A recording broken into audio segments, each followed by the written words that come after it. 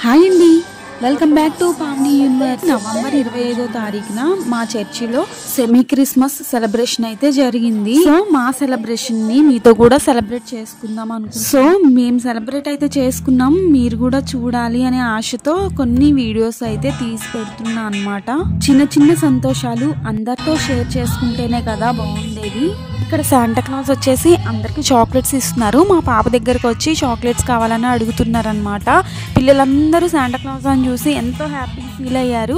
Semi Christmas లా లేదు, అసలు Christmas పండుగ లాగానే అనిపించింది నాకైతే.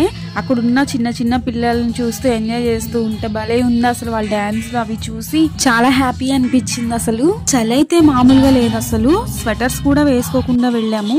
మా పాప ఒక్కటి స్వెటర్ వేసుకుంది, ఇక మిగతా వాళ్ళం ఎవ్వరం తీసుకోలేదు. చలి అయితే మామూలుగా లేదు.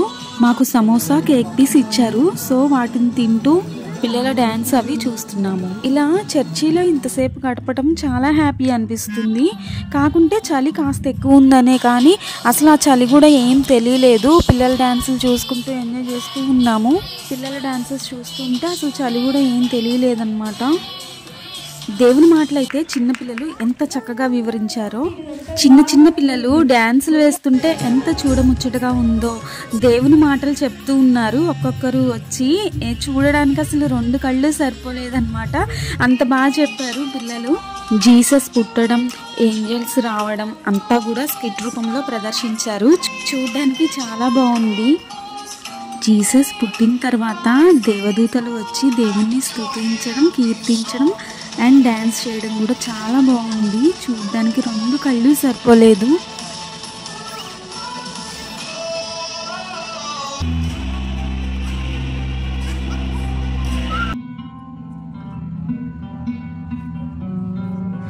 ఇంకా స్కిట్స్ డ్యాన్సెస్ అన్నీ అయిపోయిన తర్వాత టైం అయితే 11 అవుతుంది.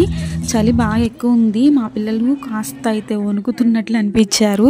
ఇక్కడ మేము వెయిట్ చేసింది దేనికి అంటే, పుల్లలన్నీ ఒక చోట పేర్చుంచారు కదా, సో అక్కడైతే ఫైర్ పెడతారు. పైనుంచి చర్చ్ పైనుంచి ఫైర్ని అయితే కిందకు వదిలేస్తారనమాట.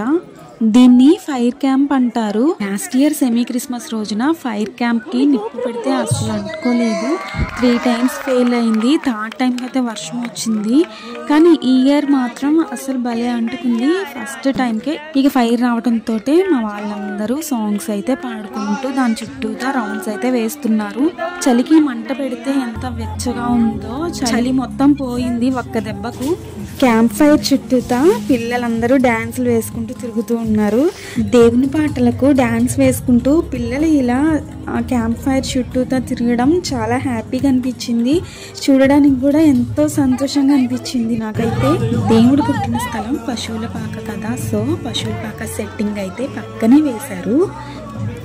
చూడ్డానికి సెమీ క్రిస్మస్కి ఇలా సింపుల్గా అయితే వేశారు, కానీ క్రిస్మస్ అప్పుడు అయితే ఇంకా గొర్రెల కాపర్లు, జీసస్ చిన్న బొమ్మ ఒకటి పెడతారనమాట. చూడ్డానికి చాలా బాగుంటుంది. మా చిన్నోడైతే సాంగ్స్కి ఇంకా అక్కడున్న సిచ్యువేషన్కి చక్కగా చలాకీగా అయితే ఎగురుతూ దూకుతూ ఉన్నాడనమాట. హ్యాపీగా స్పెండ్ చేశారు పిల్లలు టైంని. ఇంకా ఈ పశువుల శాల దగ్గర మేమైతే కొన్ని ఫోటోలు, వీడియోస్ తీసుకున్నాము. పిల్లలతో కలిసి ఇలా టైం స్పెండ్ చేయడం చాలా హ్యాపీగా అనిపించింది నాకైతే. అది దేవునితో స్పెండ్ చేయడం కదా, నాకైతే చాలా పీస్ఫుల్గా అనిపించింది. సో ఇంతేనండి మా సెమీ క్రిస్మస్ సెలబ్రేషన్. మీకు ఎలా అనిపించిందో కామెంట్ అయితే చేయడం మర్చిపోవద్దు. కంపల్సరీ మీకు ఇష్టమైతే లైక్ చేయండి, సబ్స్క్రైబ్ చేయడం కూడా మర్చిపోవద్దు. Okay, take care all, bye.